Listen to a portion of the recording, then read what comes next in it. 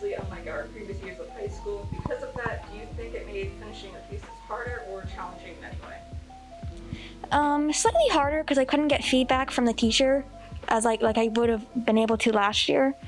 But it was easier to finish them at home because there were less distractions in a way. What piece was the most difficult to work on, whether it was because of time constraints or the subject you were making? My dress, the prom dress that I made, that took forever. What about it was necessarily difficult? I had to redo it a couple times because the sewing was off from the bodice, and then I had to hem it and re-hem it again.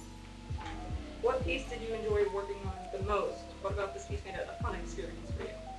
I'd have to say my quilted cityscape that I did. That was the most fun because it was the first time I ever tried to do a art quilt where I used like fabric and stuffed it and like made it like a painting, but it was 3D, so it was still fun.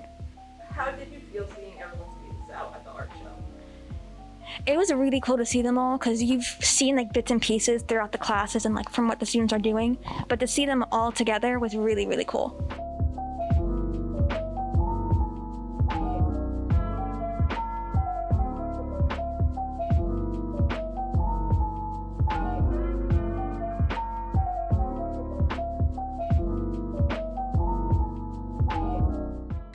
It definitely made things a little bit harder, especially because we had to work on everything primarily at home. So we didn't have Miss Jennings there to give us immediate feedback. So it was kind of like delayed and getting things done, it was a little bit harder, and it took more time to do. What piece did you enjoy working on the most? What about this piece made it a fun experience for you?